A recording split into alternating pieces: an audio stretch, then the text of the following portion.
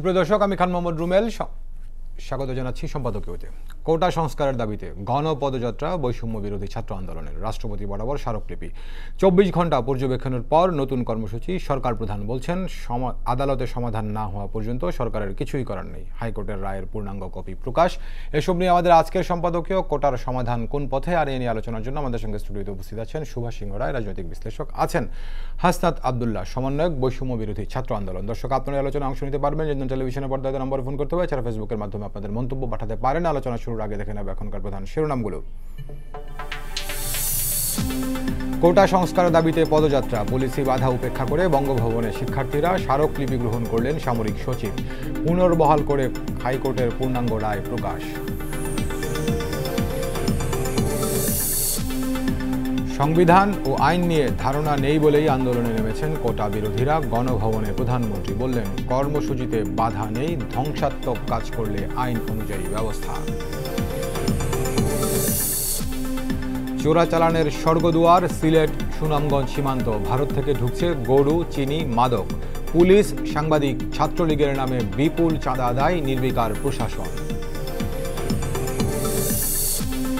এবং রেকর্ড বিনিয়োগেও ঢুকছে সম্ভাবনার রেল। 10 বছরে 1.5 লাখ কোটি টাকা ব্যয় করলেও বাড়েনি যাত্রী সেবার মান, নাজুক বেশিরভাগ পথ। পরিকল্পনার অভাব দেখছেন বিশেষজ্ঞরা।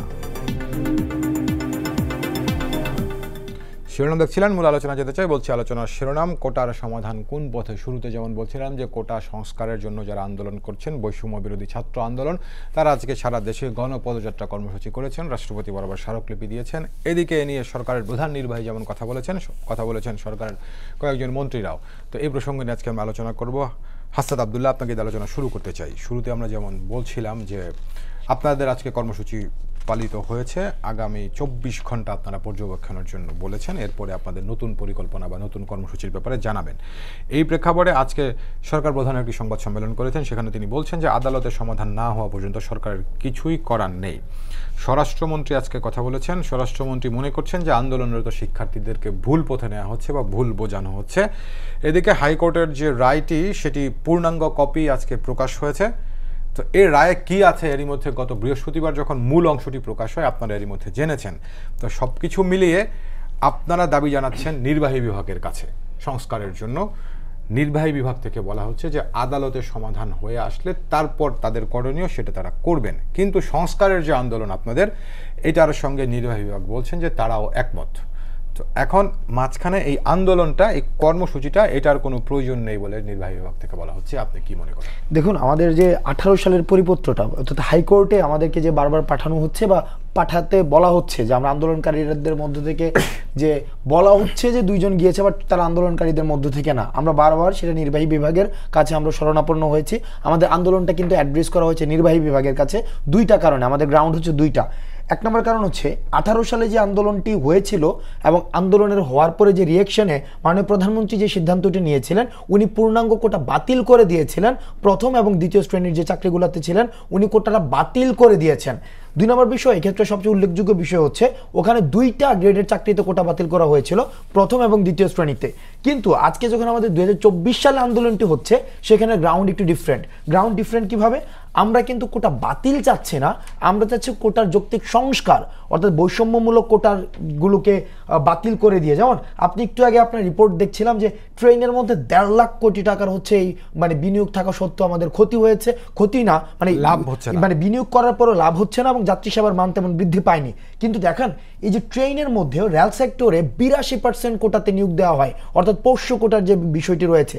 অর্থাৎ সার্বিক দিক বিবেচনায় আমাদের 2024 সালের যে আন্দোলনটি রয়েছে, সেই আন্দোলনের আরেকটি গ্রাউন্ড হচ্ছে আমাদের সকল গ্রেডের চাকরির মধ্যেই কোটার যৌক্তিক সংস্কার। তাহলে এই জায়গাটা আসার যে দিকটি বা আমরা যে বিষয়টা ইতিবাচক আমাদের কাছে মনে হয়েছে সরকারের জায়গা থেকে, সেটি হচ্ছে কোটা সংস্কার নিয়ে কারোই আপত্তি নেই, কোটা সংস্কার নিয়ে আপত্তি নেই। কিন্তু একটি জায়গার মধ্যে যে প্রক্রিয়াটা নিয়ে আপত্তি রয়েছে, অর্থাৎ আমাদেরকে বলা হয়েছে হাইকোর্টের উপরে আস্থা রাখতে হবে, তবে হাইকোর্ট যে রায়টি দিয়েছে বিচার বিভাগের, আমি যদি একটু ব্রড আকারে বলি, বিচার বিভাগের রায় অনুযায়ী আমাদের কাজ মানে আমাদেরকে অপেক্ষা করতে।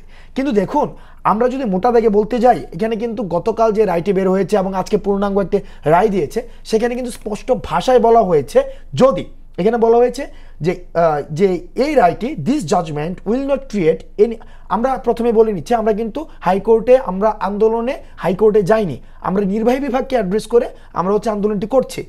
কিন্তু আমরা যখন বিচার বিভাগের রায়টি দেখেছি ওই রায়ের মধ্যে কিন্তু স্পষ্ট ভাষায় বলা হয়েছে রেসপন্ডেন্টস যিনি কোটাকে চেঞ্জ করার ক্ষেত্রে, রিডিউস করার ক্ষেত্রে, ইনক্রিজ করার ক্ষেত্রে কোনো বাধা নেই। অর্থাৎ আমরা যেই জায়গায় আন্দোলনটি করছি, যে আমরা বারবার বলার চেষ্টা করছি এটি নির্বাহী বিভাগের কাজ, কিন্তু হাইকোর্টে কিন্তু বলে দিয়েছে এটি নির্বাহী বিভাগেরই কাজ। তার মানে কি দেখেন, আমরা এতদিন পর্যন্ত আমাদের আন্দোলনকে বিতর্কিত করার জন্য আমাদেরকে টেকিং ব্লেমিং এর একটি আমাদের বিভিন্ন ছকে ফেলে আমাদের রাজনৈতিক যে একটা পরিচয় সামনে নিয়ে আসার একটা প্রবণতা ছিল, আজকে গতকাল কিন্তু হাইকোর্টের একটা সলিউশন দিয়ে দিয়েছে যে না, তারা যে মানে এভাবে বলেনি, ফ্রেজটা এভাবে হয়নি, অর্থাৎ ব্যাপারটি সামারি করলে এটাই দাঁড়ায় যে আমরা যে অ্যাড্রেস করছি নির্বাহী বিভাগকে, আসলে সেটি নির্বাহী বিভাগের কাজ। এই জায়গাতে হাসনাত আব্দুল্লাহ, এই জায়গাতে প্রশ্ন, আপনি যদি বলছেন যে হাইকোর্ট যে মানে যে যাকে উদ্ধৃত করছিলেন বলছেন যে নির্বাহী বিভাগ পরিবর্তন, পরিমার্জন, পরিবর্ধন করতে পারেন, তো এখন নির্বাহী বিভাগ আপনারা বলছেন চাইলে এটা এখনই পারেন, তো এই জায়গাতে নির্বাহী বিভাগ বলছে এটি তো হাইকোর্ট বলেছেন, কিন্তু যেহেতু হাইকোর্টের পরে সুপ্রিম কোর্টের অ্যাপিলেট ডিভিশনের ব্যাপারটি এখনও বিচারাধীন এবং 4 সপ্তাহের যে স্ট্যাটাস কো আছে, সেই কারণেই তারা বলছেন এটি শেষ হয়ে আসুক, তারপরে নির্বাহী বিভাগ যা করার করবে। দেখুন, এই যে হাইকোর্টের রায়টি দিয়েছে সেটা কিন্তু 18 সালের পরিপত্রটি যেটি বাতিল করা হয়েছিল সেই পরিপত্রের রেসপন্স ছিল এটা। কিন্তু 18 সালের পরিপত্রটি কিন্তু আমি শুরুতেই স্পষ্ট করেছি, সেখানে দুইটি বিষয়কে হচ্ছে আমাদের আন্দোলন যারা আমরা বর্তমানে করছি তাদের সাথে দুইটি জায়গায় হচ্ছে আমাদের পার্থক্য। একটি জায়গা হচ্ছে সেটি হচ্ছে 2টি গ্রেডের ছিল শুধু, এবং সেখানে কোটাকে বাতিল করে দেওয়া হয়েছিল। কিন্তু এবারের যে আন্দোলনটি হচ্ছে সেটি স্পষ্ট আমাদের যে আমরা সকল গ্রেডের চাকরির যৌক্তিক সংস্কার চাই। দ্বিতীয়ত হচ্ছে আমাদের যে কোটা বাতিল করে দেওয়া না, কোটা হচ্ছে আমাদের সংস্কার করতে হবে। এই জায়গায় দেখুন কনস্টিটিউশনাল, স্যার ভালো বলতে পারবেন উনি, কনস্টিটিউশনাল দুইটা জিনিস রয়েছে, একটা হচ্ছে কনস্টিটিউশনাল প্রিভিলেজ, একটা হচ্ছে কনস্টিটিউশনাল রাইট। কোটার যে বিষয়টি সেটা হচ্ছে কনস্টিটিউশনাল প্রিভিলেজ। এখন এই প্রিভিলেজ থাকবে কি থাকবে না সেই সিদ্ধান্তটি নিতে পারবেন হচ্ছে হাইকোর্ট। আমরা যতটা বুঝেছি আপনাদের আলোচনার মধ্যে দিয়ে বিষয়টা, আমরা তো কোটা নিয়ে অনেকদিন ধরে পড়াশোনা করিনি, চাকরির প্রস্তুতি নিচ্ছিলাম, জাস্ট এখন যেটা আপনাদের অবজারভেশন থেকে আমরা বুঝেছি যেটা, আর কোটা কত পার্সেন্ট হবে, সংস্কারটা কি হবে সেটা সিদ্ধান্ত নেবে নির্বাহী বিভাগ। এই জায়গায় আমরা দেখেছি আমাদের সাধারণ শিক্ষার্থীদের আন্দোলনটাকে দীর্ঘায়িত করার জন্য, যেমন আজকে প্রধানমন্ত্রী একটা কথা বলেছেন যে আন্দোলন করুক কোনো সমস্যা নেই, কিন্তু বিশৃঙ্খলা যেন না করে। এই জায়গায় দুইটা বিষয়, অর্থাৎ একটা ইতিবাচক, একটা আমার কাছে ব্যক্তিগতভাবে আমার কাছে মনে হয়েছে মাননীয় প্রধানমন্ত্রী যে বিশৃঙ্খলা, আমাদের সাধারণ শিক্ষার্থীরা এতদিন পর্যন্ত আন্দোলনে কোনো ধরনের বিশৃঙ্খলার ঘটনা ঘটেনি, এই পর্যন্ত কোনো গাড়ি ভাঙচুর হয়নি, কোনো টায়ার জ্বালানো হয়নি, কোনো দিন ইট পাটকেল ছোড়া হয়নি। এই জায়গায় জাস্ট আমি একটু স্পষ্ট করি নাই, কিন্তু মাননীয় প্রধানমন্ত্রী বলেছেন আন্দোলন করুক। এই জায়গায় আমাদের কাছে মনে হয়েছে যে আমরা যে সলিউশনটা চাচ্ছি, এই সলিউশনটা কনস্ট্রাকটিভ সলিউশনটা আমরা চেয়েছিলাম মাননীয় প্রধানমন্ত্রী ইস্যুটাকে অ্যাড্রেস করে যে ওকে মানে যেই জিনিসটা, অর্থাৎ বারবার যেটা বলা হচ্ছিল নির্বাহী বিভাগের কাজ, এটা মনে হয়েছিল আমাদের কাছে বারবার এখনো পর্যন্ত প্রত্যাশা রয়েছে এটা নির্বাহী বিভাগভাবে অ্যাড্রেস করা হবে। কারণ আমরা ধরে নিচ্ছি সুপ্রিম কোর্ট যদি আবার এই রায়টিকে বাতিল করে দেয় তখন কি হবে, যেহেতু ত্রুটিপূর্ণ ছিল 18-এর যে পরিপত্রটি, এই কারণে কিন্তু হচ্ছে আমাদেরকে আবার হচ্ছে এই 2024-এ এসে আমাদের আজকের এই পরিস্থিতিটি হয়েছে। তাহলে সুপ্রিম কোর্ট আবার বাতিল করবে না সেই নিশ্চয়তা তো নেই। তার মানে হচ্ছে কিন্তু নির্বাহী বিভাগ যদি চায় সেক্ষেত্রে আমরা পলিসি মেকারদের সাথে কথা বলেছি, লয়ার্সদের সাথে কথা বলেছি, অর্থাৎ আমরা ইনসাইটস নেওয়ার জন্য, কারণ আমরা এখানে যারা এসেছি আমাদেরকে বিভিন্ন সময় রাজনৈতিক ব্লেম দেওয়া হচ্ছে এবং আমাদেরকে বলা হচ্ছে যে তৃতীয় কোনো পক্ষ হয়তো আমাদেরকে এবং আলোচনার মধ্যে এসেছে, এবং আজকে একজন মন্ত্রীও বলেছেন এখানে হয়তো ফায়দা লুটতে পারে। কিন্তু আমরা স্পষ্টভাবে বলতে চাই এই মিডিয়ার মাধ্যমে যে কোনো পলিটিক্যাল অ্যাফিলিয়েশন যদি প্রমাণ করতে পারে, আমরা এই আন্দোলনের একটা গুরুত্বপূর্ণ ক্যারেক্টারিস্টিক্স, এটা আমি মনে করি হিস্ট্রিতে রেকর্ড থাকবে, সেটা হচ্ছে আমরা এই আন্দোলনটি করছি যেখানে আমরা যে আইন শৃঙ্খলা রক্ষাকারী বাহিনী রয়েছে, মিডিয়া কর্মীদের রয়েছে, গণমাধ্যম কর্মীদের সাথে আমাদের প্রতিনিয়ত আমাদের অ্যাফিলিয়েশন হচ্ছে। ধন্যবাদ আপনাকে সুভাষ দা। এখন আপনি কি বলবেন যে তারা যে আশঙ্কার কথাটা বলছেন বা তারা যেটি বলছেন বা আমাদের হাসনাত আব্দুল্লাহ যে বিষয়টি বলছিলেন যে নির্বাহী বিভাগ চাইলে করতে পারে, এটা তারা মনে করেন। আবার আরেকটা কথা তিনি বলছিলেন যদি সুপ্রিম কোর্ট বাতিল করে দেয় তখন কি হবে, অর্থাৎ তারা চাইছেন এখনই নির্বাহী বিভাগ থেকে একটা যৌক্তিক সমাধান আসুক। আজ থেকে 3 দশক আগে, জি, কিংবা তারও বেশি আগে আমার বয়সটাই হাসনাত আব্দুল্লাহর মতো ছিল। জীবনে একটা দুর্দান্ত সময় পার করেছি। টেকনাফ থেকে তেঁতুলিয়া, রূপসা থেকে পাথুরিয়া, এমন কোনো জায়গা নেই আমি রাজনৈতিক কর্মী হিসেবে আমি যাইনি। জীবনে অনেক ঝুঁকি নিয়েছি, জেল খেটেছি। আর এই যেই মিছিল দেখলে আমার রক্তে এখনও নাচন আসে। সেই মিছিল শাহবাগ সহ বাংলাদেশের সর্বত্র দেখছি। মিছিল আমাকে অনুপ্রেরণা যোগায়, কিন্তু আজকের বাংলাদেশের কিছু বিভ্রান্তির জায়গা তৈরি হয়েছে। আমি প্রায় আপনার টেবিলে বলি না খান মোহাম্মদ রুমেল, যে ভ্রান্তিবিলাস সাজে না দুর্বিপাকে, এটা বিখ্যাত কবির একজন লেখা, সুধীন্দ্রনাথ দত্তের। আমাদের অনেক তথ্যই কিন্তু অজানা, আর তথ্য জানা না থাকলে বিভ্রান্তির জায়গা তৈরি হয়। অচেতন, অবচেতন, সচেতন, আপনি যদি তিনটি বিষয় একদম স্পষ্ট করে দেখেন, আমাদের অবচেতন মনে আমরা এমন কিছু করছি কিনা যেটা ভুল ব্যাখ্যা হতে পারে। এবং আন্দোলন শুধু আজকে যেই তরুণটি আমার সামনে দাঁড়িয়ে বসে কথা বলছে তার উপরে সব আন্দোলন সব কিছুই নিয়ন্ত্রণ থাকবে, এটাও কিন্তু মনে করার কোনো কারণ নেই। আমার খুব খারাপ লেগেছে যে বলা হচ্ছে মেধা বনাম কোটা মুখোমুখি দাঁড় করানো হয়েছে। কোটা বিষয়টাই সারা পৃথিবীতে সার্বজনীন স্বীকৃতি এসেছে বৈষম্য দূর করবার জন্য, অথচ বৈষম্য বিরোধী ছাত্র আন্দোলন এটাকেই বলা হচ্ছে যে কোটা মানেই হচ্ছে বৈষম্য। এই জায়গায় একটা ভ্রান্তির জায়গা তৈরি হয়েছে। আমি জানি না কারা কিভাবে মনে করছেন। আপনি জানেন ইউরোপিয়ান ইউনিয়নের প্রায় 4 থেকে 5 বছর যাবৎ নানান যুক্তি তর্ক উপস্থাপনের পর সিদ্ধান্ত হয়েছে পলিসি মেকিং বডিতে কম করে 40% নারী থাকতে হবে। আমাদের নির্বাচন কমিশনে বলা হয়েছে 33% নারী 2030 সাল পর্যন্ত আমাকে থাকতে হবে। নরওয়েতে 50% নারীর অবস্থান রয়েছে, কোটা রয়েছে, একদম সুস্পষ্ট ভাষায় বলি। ফ্রান্সে 33%, আমেরিকাতে নারী 8% থাকতেই হবে যে কোনো চাকরির ক্ষেত্রে। এবং ওই দেশের স্বাধীনতা আন্দোলনে যারা ভূমিকা রেখেছেন তাদের বংশ পরম্পরায় সে কিন্তু এই কোটা পদ্ধতি রয়েছে। ভারতে 59.5% কোটা। আপনার আইসিএস অফিসার, ভারতের যে আইপিএস অফিসার, এই অফিসারগুলোর ক্ষেত্রে কি কোনো বিতর্ক এসেছে? এই যে ভারতবর্ষে সারা লোকসভা নির্বাচন হয় 1 মাস কিংবা অধিক সময় ব্যাপী, এবার তো বেশি সময় ধরে হয়েছে। কখনো কোনো নাগরিক প্রশ্ন করেছে যে এই আইপিএস এবং আইসিএস অফিসার তাদের নিয়ন্ত্রণে ব্যালট বাক্সগুলো থাকে যেখানে ইভিএম পদ্ধতির ভোট? অতএব সার্বজনীন স্বীকৃতির একটা বিষয় কিন্তু রয়েছে। তারাও তো বলছেন যে কোটার বাতিল নয়, সংস্কার, কোটার বিপক্ষে তো তারা। প্রথম প্রশ্ন করেছি খান মোহাম্মদ রুমেল, কেন মুক্তিযোদ্ধা কোটা আলোচনায় ফোকাসে আনা হলো? এটা আমার কিন্তু ভিতরের প্রশ্ন। আপনি কি জানেন বঙ্গবন্ধু হত্যাকাণ্ডের পর বাংলাদেশের মুক্তিযোদ্ধারা ধুকে ধুকে তারা জীবন পার করেছেন? আপনি কি জানেন মুক্তিযোদ্ধার সন্তানরা স্কুলে যেতে পারেনি, কলেজে যেতে পারেনি? আমি যে মুক্তিযোদ্ধাকে আমি আমার ছোট ভাই, আমার সন্তান তুল্য এই ভাইটি দেখছেন, ঢাকা শহরে দেখছে, মেট্রোপলিটন সিটিতে দেখছে, সেই মুক্তিযোদ্ধার বাইরে ভুরঙ্গমাটি থেকে শুরু করে আপনার গ্রামের যে কমান্ডার থেকে শুরু করে দেখবেন একেবারে এখনো পর্যন্ত তারা দিন আনে দিন খাওয়ার মতন অবস্থা আছে। এরকম মুক্তিযুদ্ধ বাংলাদেশে প্রচুর রয়েছে। অতএব মুক্তিযুদ্ধ আমার অবিনাশী চেতনা, এর বাইরে আমার যাওয়ার কোনো সুযোগ নাই। মাননীয় প্রধানমন্ত্রী স্পষ্ট করে বলেছেন যে কোটা কি মুক্তিযুদ্ধের পরবর্তী প্রজন্মরা পাবেন না রাজাকারদের পরবর্তী প্রজন্মরা ভোগ করবেন। এটা কিন্তু তার আওয়ামী লীগ যে সরকারটি দেশ পরিচালনার দায়িত্বে আছে তাদের অবিনাশী চেতনা, জন্মসূত্রে পাওয়া, এর বাইরে যাওয়ার সুযোগ নাই। হ্যাঁ, একটা বিষয় আমি কি তাদেরকে সাধুবাদ জানাবো, সত্যি সত্যি এত ছাত্র এত ছাত্রী জড়ো হয়েছে, 2-1টা বিচ্ছিন্ন ঘটনা কিংবা নিয়ন্ত্রণের বাইরে 2-1টি ঘটনা ছাড়া আমি এই 13-14 দিনে কোনো এরকম অপ্রীতিকর ঘটনা ওইভাবে দেখি নাই। কিন্তু সরকারও আবার তার সাথে ক্যালিব্রেশন করে কিন্তু তাদের এই পদ্ধতির জায়গাটা কিন্তু রেখে দিয়েছে, একটা হারমোনিয়াল সিচুয়েশন কিন্তু অবস্থান করছেন।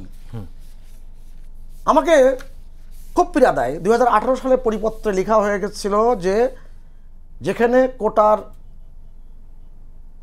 মানুষ না পাওয়া যাবে মেধা থেকে। সেখানে মেধার থেকে নিয়োগ করা হবে। 33তম বিসিএস এসেছে 77.40%। অর্থাৎ মেধার সাথে তো কোনো সাংঘর্ষের জায়গা নাই। জি দাদা। 35তম বিসিএস প্রায় 67-র উপরে শতাংশ।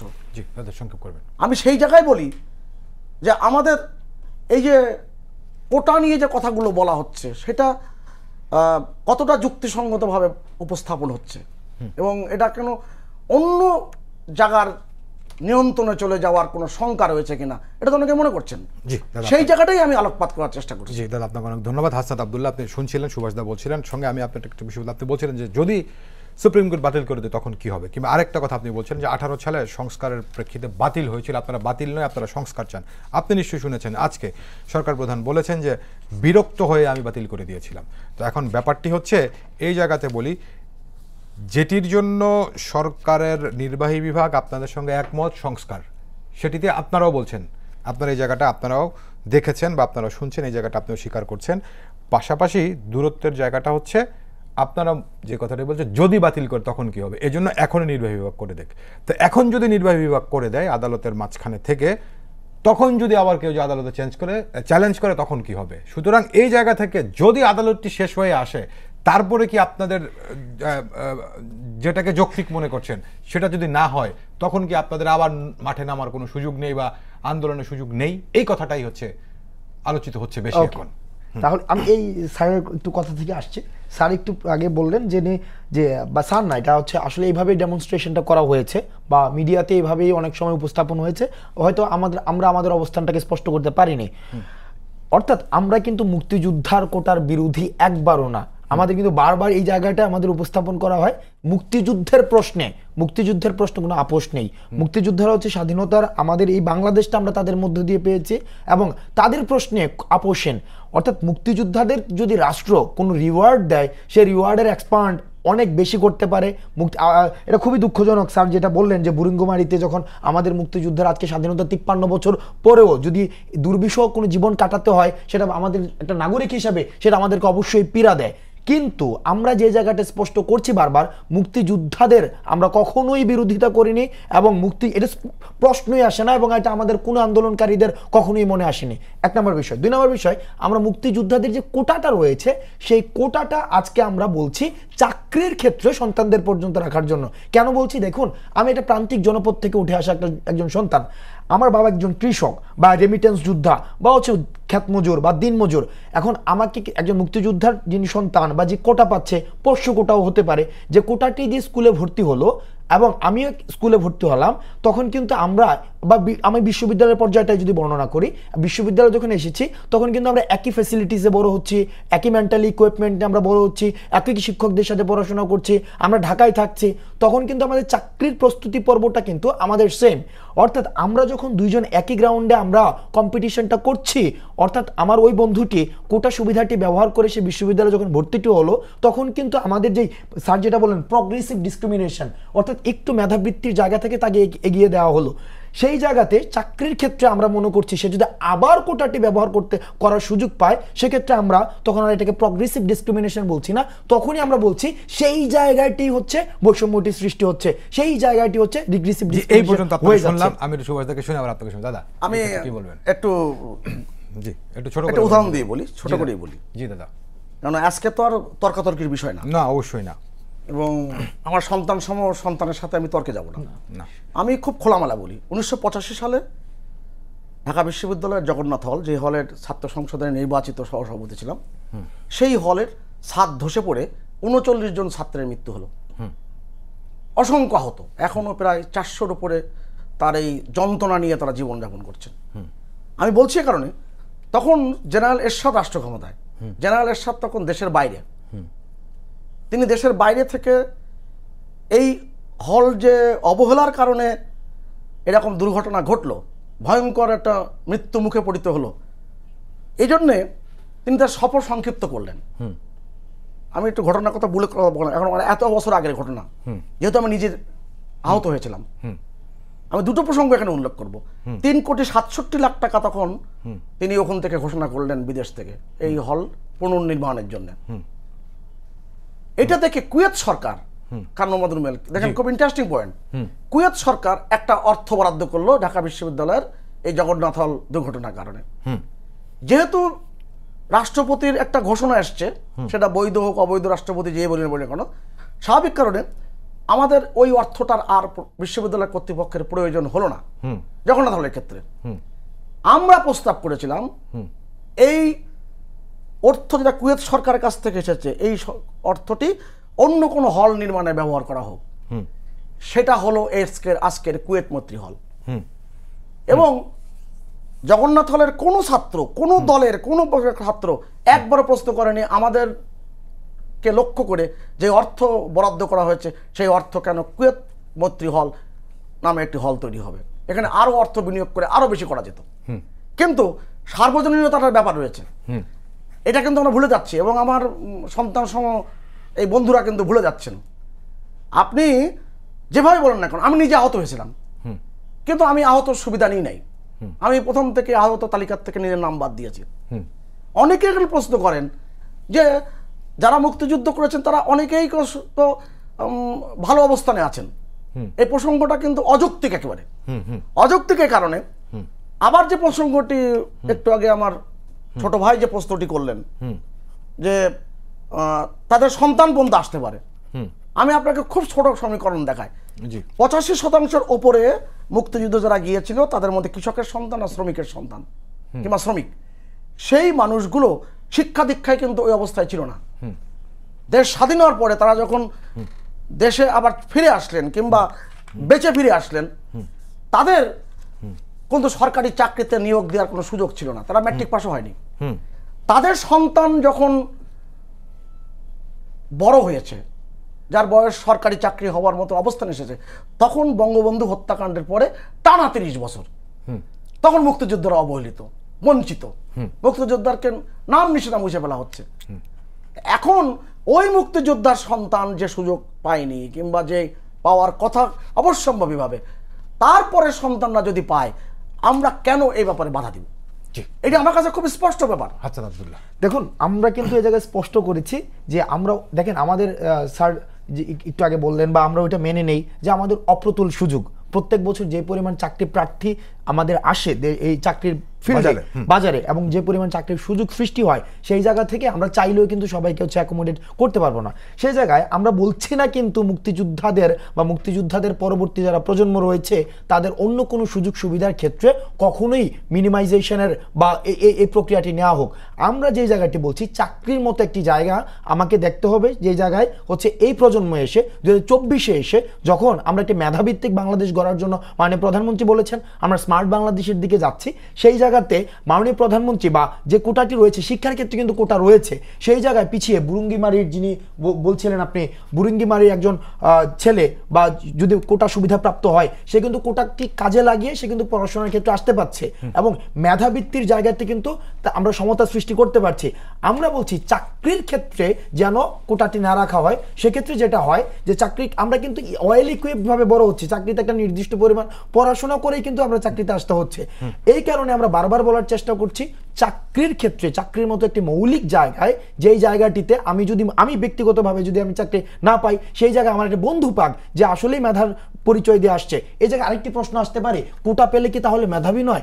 এই জায়গাটা আমরা একটু স্পষ্ট করি, কোটা পেলে অবশ্যই কোটার সাথে মেধার কোনো সম্পর্ক নেই, এটা একটি সিম্বলিক রিপ্রেজেন্টেশন। অর্থাৎ আমরা ফোকাস করার চেষ্টা করছি মেধার মধ্যেই হচ্ছে মূল ফোকাসটি থাকবে। এখন দেখুন, আমি যদি রিটেনে বিসিএস এ 562 পাই আর একজন কোটা সুবিধা প্রাপ্ত যদি 440 পায়, ধরেন 440 পেয়েছে, দুইজনে পাস করেছে, এখন আমার ভাইভাতে ডাক পেয়েছে, হ্যাঁ ভাইভাতে ডাক পেয়েছে, এখন আমি পেয়েছি 562, মানে একজন কোটা সুবিধাধারী পেয়েছেন 440, আরেকজন পেয়েছে 562। এখন আমার জন্য যদি সিট বরাদ্দ থাকে 30টা, অর্থাৎ 562 যদি থেমে যায়, এখন 560 যদি 31তম হয়, সে কিন্তু চাকরিটি পাচ্ছে না। অন দ্য আদার হ্যান্ড যে 440 পেয়েছে, যেহেতু তার সিরিয়ালটা কোটা থেকে নেওয়া হবে, সুতরাং 440-এ কিন্তু সে চাকরিটি পেয়ে যাচ্ছে, কারণ তাকে যখন হচ্ছে নেওয়া হচ্ছে, হ্যাঁ ভাইবা পাস করার পরেই কিন্তু সে 440-এ কিন্তু চাকরিটি পেয়ে যাচ্ছে। সেই জায়গায় আমরা মনে করছি এই জায়গায় রিগ্রেসিভ ডিসক্রিমিনেশন হচ্ছে। আমি এই জায়গায় একটা উদাহরণ দিতে চাই স্যার, এই জায়গায় সংক্ষেপ করে, হ্যাঁ স্যার এই জায়গায় হচ্ছে আমরা স্যার থেকে শুনেছি বা শিখেছি, যেটা হচ্ছে যে মৃদু ইনফ্লেশন অর্থনীতির ক্ষেত্রে আমরা দেখেছি বাণিজ্যের প্রবাহটাকে বৃদ্ধি করে, কিন্তু ইনফ্লেশনের মাত্রাটা যদি অনেক বেশি ছড়িয়ে যায় সেক্ষেত্রে কিন্তু সেটা বাণিজ্যের জন্য ঝুঁকিকর। এখন দেখুন আমাদের 1% জনগোষ্ঠীর জন্য আমরা যদি 30% কোটাটা বরাদ্দ করছি, স্যার এই জায়গায় একটা জিনিস যুক্ত করেছেন সেটা কিন্তু ব্যবহৃত হয়নি। আমি গতকাল একটা টক শোতে দেখেছি একজন বলেছেন সেটা হচ্ছে 8.2% ব্যবহৃত হয়েছে। যেহেতু কিন্তু হয়েছে, বাকিটা কিন্তু আবার সাধারণ তালিকা থেকেই পূরণ করা হয়েছে। সাধারণ তালিকা থেকে পূরণ করা হয়েছে, কিন্তু আমরা যখন বিভিন্ন কথা বলেছি, পলিসি মেকারদের সাথে কথা বলেছি, এই জায়গায় সবসময় একটা দ্বিধা, একটা স্পষ্ট কোনো বার্তা ছিল না যে এটার বাস্তবায়নকে আদৌ হয়েছে কিনা। আমার কাছে আজকে রায়টি রয়েছে, এই রায়ের মধ্যে আমরা দেখেছি বিভিন্ন সময় একবার হচ্ছে ডিসিশন নিয়েছে, আবার ডিসিশনটাকে বাতিল করা হয়েছে, আবার ডিসিশন নিয়েছে, আবার ডিসিশনটি বাতিল করা হয়েছে। সেই জায়গার জন্য আপনারা আমাদেরকে বলতে পারেন কেন আমরা সুপ্রিম কোর্ট যদি, এবার আপনার প্রশ্নটা আসছি, সুপ্রিম কোর্ট যদি রেখে দেয় সেই পর্যন্ত আমরা অপেক্ষা করছি না কেন? দেখুন আমাদের 18-র পরিপত্রটা আজকে 24 সৃষ্টি হয়েছে 18-র একটি পূর্ণাঙ্গ সমাধান না হওয়ার কারণে। কারণ মাননীয় প্রধানমন্ত্রী বলেছেন বিরক্ত হয়ে আমি কোটাটি বাতিল করে দিয়েছি। আমরা এই জন্য চাচ্ছি আর যেন 24-এর পরে কোনো ধরনের আর কোনো সাল না ঘটে, একটা সাস্টেইনেবল, যৌক্তিক এবং এটার জন্য পার্মানেন্ট সলিউশন হয়ে যায়। আমরা বারবার বলি এই জিনিসটা আমরা বিশ্বাস করি, সলিউশনের বিকল্প কখনো সাপ্রেশন নয়, সলিউশনের বিকল্প কখনো ভয় নয়, সলিউশনের বিকল্প কখনো হামলা মামলা এইসব নয়। আমরা বিশ্বাস করি সলিউশনের বিকল্প না, সলিউশনের রাস্তা হচ্ছে ডিসকাশন। এটার মধ্যে দিয়ে মাননীয় প্রধানমন্ত্রী চাইলে এই সমস্যাটি সমাধান করতে পারেন। আচ্ছা আপনি আমাকে এটা বোঝান খান মোহাম্মদ রুমেল, ওকে সামনে মাঝখানে রেখেই বলি, জি, নরওয়ে কি অনুন্নত রাষ্ট্র? না, অবশ্যই না। তা সেখানে 50% নারীর বাধ্যবাধকতা করেছে কেন? আপনি খেয়াল করে দেখুন তো, আজকের প্রধানমন্ত্রী শেখ হাসিনা সরকার পরিচালনার দায়িত্ব নেওয়ার আগ পর্যন্ত, অর্থাৎ 96 সাল থেকে 5 বছর শেষ করবো আমি, হ্যাঁ সেই জায়গায় আপনি কি খেয়াল করেছেন যে নারীর কোনো অবস্থান ছিল কোথাও?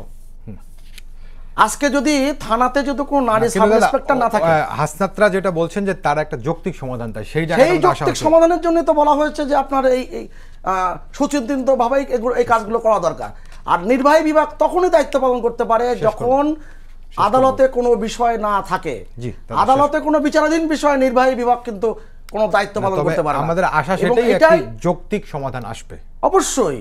এবং মাননীয় প্রধানমন্ত্রী সারা জীবন শুধু মানুষের জন্য লড়াই করেছেন, অতএব সেই লড়াই তিনি জারি রাখবেন।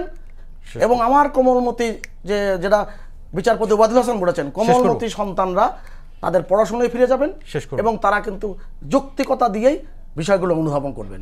সংবিধানটা বলে ধন্যবাদ আমাকে সময় দেওয়ার জন্য। সবাইকে ধন্যবাদ জানিয়ে শেষ করছি আজকে সম্পাদকে। আগামীকাল আবার দেখা হবে রাত 10টায়, দেখার আমন্ত্রণ রইল। শুভরাত্রি।